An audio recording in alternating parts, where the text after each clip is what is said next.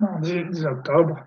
Donc là, il n'y a que des fêtes speech, 19h30 toujours, et à 21h aussi. Donc là, grille de lecture, toujours dans un bear market, ça va être important. Là, on a des retracements à la baisse sur plusieurs jours, donc là, on est quand même dans un contexte aussi de rallye haussier. On ouvre au-dessus de AJP, donc si on a un open baisse, on peut venir tester AJP, si on a un open hausse, on peut continuer. On est aussi la veille d'un CPI, donc il peut y avoir du front run ou du range. La clé, les acheteurs sont toujours au contrôle. Les buy-side pros, c'est J1, un fair value gap J1. S'il y a open sur AJP, si ça monte, les targets seront les hauts de ce fair value gap. Pour les vendeurs, la zone est aussi un RH50 de la dernière impulsion à la vente, donc ça peut aussi être intéressant pour les vendeurs. Ça va être important de comprendre ça en fait.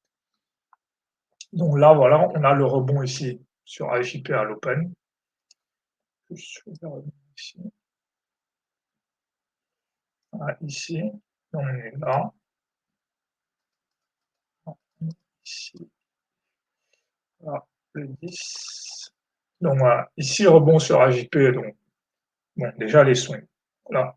J'aurais mis un swing short ici, parce que si je dézoome, ça correspond au retracement de 50% de toute cette impulsion à la baisse, en fait. Voilà. On peut la voir ici, mais elle se voit mieux ici. Si on considère toute cette impulsion-là, le retracement de 50% de cette impulsion est ici. Donc, pour ça que c'est raisonnable de vendre ici parce qu'on reste dans un bear market. Et quand on retrace cette impulsion, voilà, cette impulsion-là, le retracement de 50% de cette impulsion est là. Donc, c'est pour ça que c'est raisonnable pour un vendeur de vendre ici avec un SL ici. Voilà, important à rappeler. Ça, c'est ça qui va être, voilà, ici, bon, on est dans un contexte de hausse, ça monte, j'achète, il n'y a pas de problème.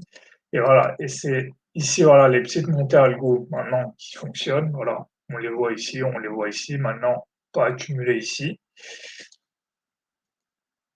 parce qu'il y a un contexte, voilà, ici, voilà, et c'est là où, parfois, c'est le genre de choses qu'avant, je ne comprenais pas, parce que ici, je me serais dit, on va continuer à monter, donc là, j'aurais essayé d'acheter, mais en fait, si je ne comprends pas que là, on est sur une zone de vente en journalier, effectivement, je vais essayer d'acheter ici. Or, c'est là où les vendeurs vont arriver en fait.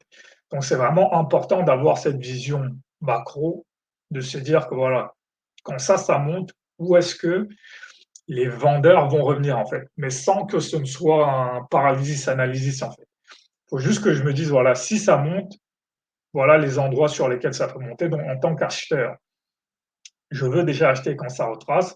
Je veux acheter sur les UT inférieures la force, mais ici, cette zone-là, je vais plutôt faire une pause parce que c'est une zone de complexité en fait. Et c'est ça la difficulté, c'est que faut pas ignorer la complexité, faut pas que ce soit un moment de paralysie, il faut juste comprendre que voilà, c'est un moment où les deux, vendre et acheter, sont raisonnables en fait. Et soit il faut en fait faire les deux, soit il faut choisir l'un et voilà. Et donc ici, voilà, on enchaîne ici la baisse. Mais de toute façon, dans mon CPI, j'avais aussi l'idée que le CPI peut finir en range. Maintenant, c'est intégré. Donc, de toute façon, même si j'avais essayé d'acheter ici, mais de toute façon, voilà, si j'avais acheté ici, j'avais acheté ici, ici, ici, j'avais aucune raison de continuer à vendre ici, en fait. Mais ce qui est vraiment important, c'est de voir ces zones où les acheteurs et les vendeurs sont en équilibre, les zones où, par exemple, ici, il y a qu'un truc raisonnable à faire ici, c'est vendre. Ici, non, ici, il y a qu'un truc raisonnable à faire, c'est acheter. Ici, pareil, quand on arrive sur le RH50 de cette leg, la seule chose raisonnable à faire, c'est vendre. Voilà.